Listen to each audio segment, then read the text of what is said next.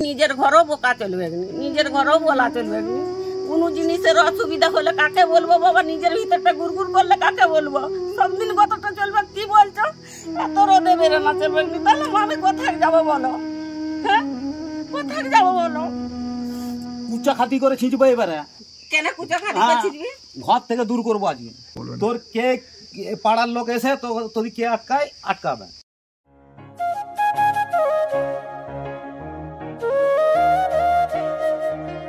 ও তো এখনো আপনার সামনে বলছে আপনি দেখেন আলাদা খাচ্ছেন, এখন আপনি নিজেই বলছেন আমি আলাদা খাচ্ছি। ঠিক টাইমটি হলে চাবি দিয়ে পালিয়ে যাচ্ছিল। মানে খাবারের সময় যখন বাচ্চাগুলো স্কুলে আসে তখনই তো ওরা খাবে।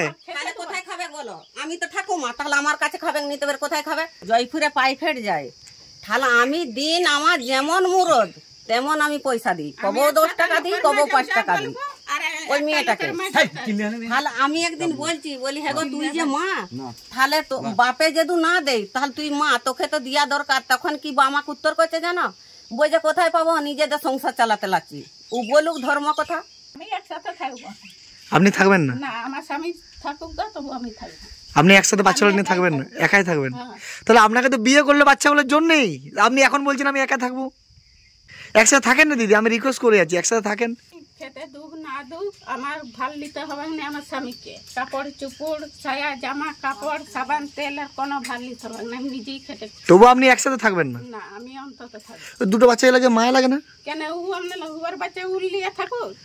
ও ওর বাচ্চা উলিয়ে থাকবে তো? ও তো বিয়ে করেছে বাচ্চাগুলোর জন্যই, আপনি তো সব জেনে শুনে করেছিলেন। হ্যাঁ করেছিলাম তো। এখন আর বাচ্চাগুলোকে দেখবেন না? তাহলে বৌমা বলছে যে হলো আমি একা থাকবো, আমি নিজের ভরণ পোষণ নিজেই নেবো, তবু আমি বাচ্চাগুলোর সাথে থাকবো না। বাচ্চাগুলোকে সাথে কেন থাকবো না, আমি একসঙ্গে থাকবো। আমি স্বামী ছেড়ে দেবো দরকার হলে। ও আপনি দরকার হলে স্বামী ছেড়ে দেবেন, হ্যাঁ। তবু একসাথে থাকবেন না? না, একটা ছেলে একটি মেয়ে, কত সুন্দর। ছেলে বাপের থেকে লম্বা হয়েছে, হ্যাঁ খুব সুন্দর দেখতে। আর এই নাইনে পড়ছে, নাইনে উঠে এইগুলো বাচ্চা তো নাকি? এদিকে এইদিকে এটি মেয়ে এটি ছেলে। এদিকে এদিকে এটা মেয়ে। এই ছেলেগুলোর দিকে তাকিয়ে থাকা যায়? এই সময় তাকিয়ে থাকা যায়? ওকে বুকে জড়িয়ে দাও, ভালো লাগে না? হ্যাঁ, সবাই একসাথে আছে, কত ভালো লাগে, এত সুন্দর ফ্যামিলি, দুটো বাচ্চা। সবাই দেখছে ভিডিওটা, কথা দেন বাচ্চাগুলোকে আগলে রাখবেন তো?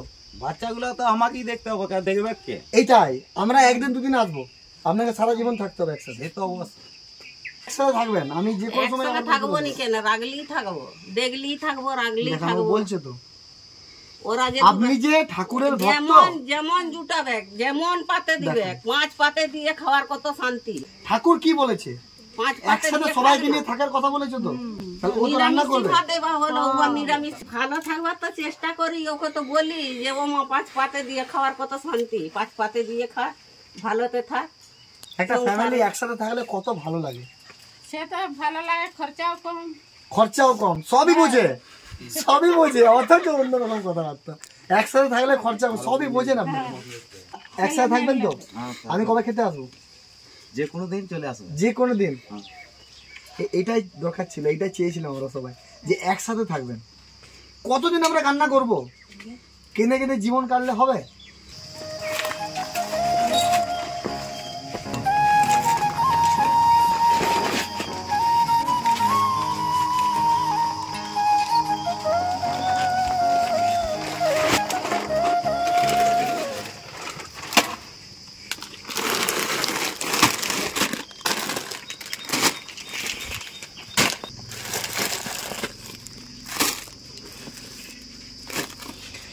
এই দিদিটা এসছে দেখা করার জন্য, ও মানে আপনাকে দেখে খুব কষ্ট পেয়েছে।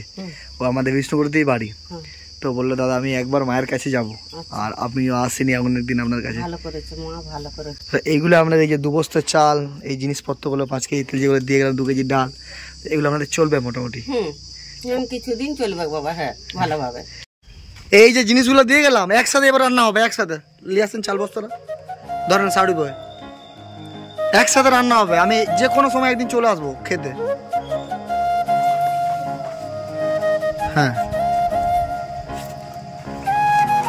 একসাথে রান্না হবে, তাই তো? তাহলে আজ ঝগড়াঝাটি কিচ্ছু হবে না, ওই ছেলেগুলোর মুখের দিকে তাকিয়ে সবাইকে একসাথে থাকতে হবে। আমি আসছি বা পরে আবার আসবো একদিন। টাটা বোন, টাটা।